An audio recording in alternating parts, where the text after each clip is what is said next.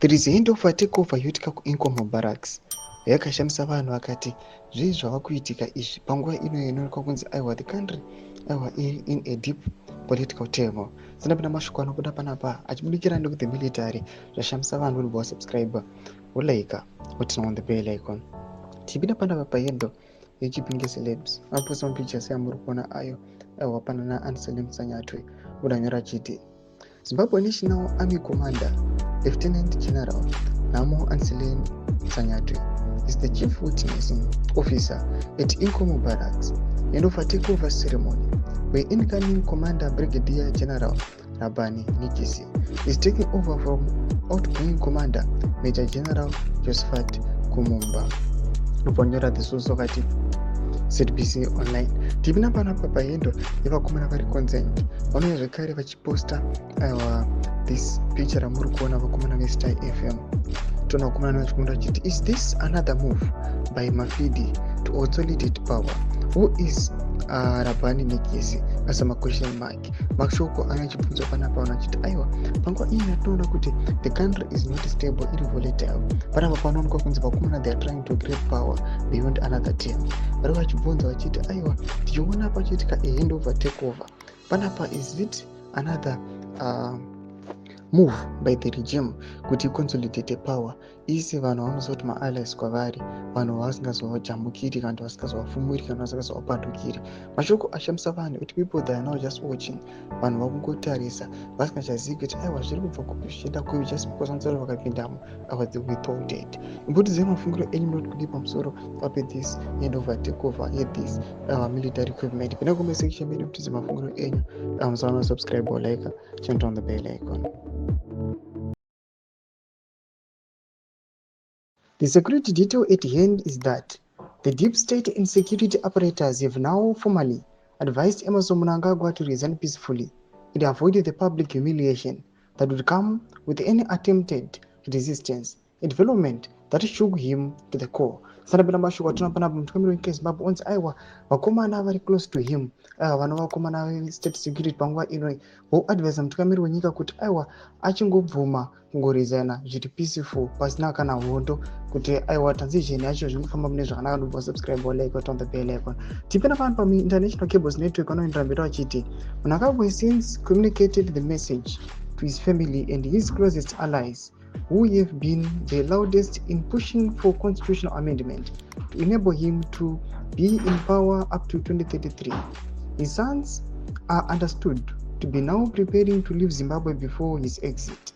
The latest development triggered by pressures by the respected Geza-led contingent of senior war veterans have rattled the entire dynasty cabal, whose prepaid lapdogs and functionaries have started going quiet, with the reality kicking in and fast. Many ZANU-PF senior members are reported to be now stampeding for accommodation in the Chwenga faction. Led by Geza, war veterans and deep state power brokers are now waiting for feedback on when Mnangagwa will be tendering his resignation.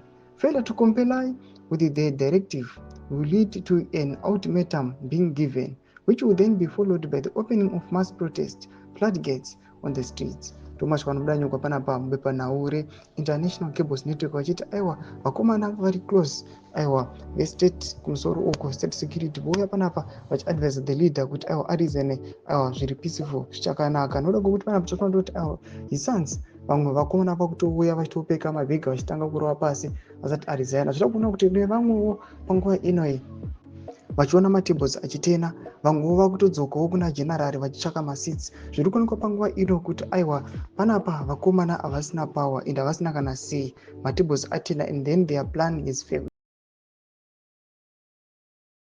Panguva ino iri kuonekwa kunzi chogona kungoputika munyika yeZimbabwe.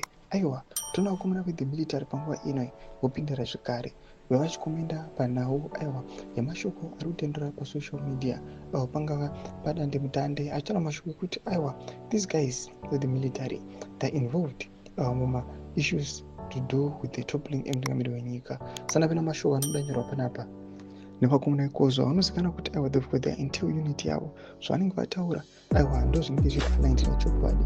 Zvibva subscribe or like turn on the bell icon. Tinoenda kuenda kukozva mudanyora chiti Exclusive report. Sources in the military say it's fiction to say that there are plans to topple President ED. The 2030 mantra is too a political gimmick until it has been constituted in a manner that violates the constitution. ED's term will end in 2028, and he is the president of Zimbabwe.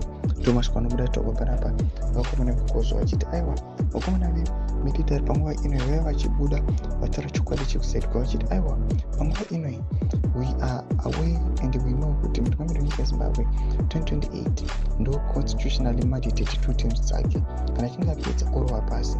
And now vatara mashoko achiti aiwa fiction dzekuti they have plans to talk mutungamiri wenyika kuti aiwa panguva ino kusara chokwadi hapana. But kana pachinge pazoitika zvinhu zvinoenda against the constitution, ipapo ndo patinomiramira.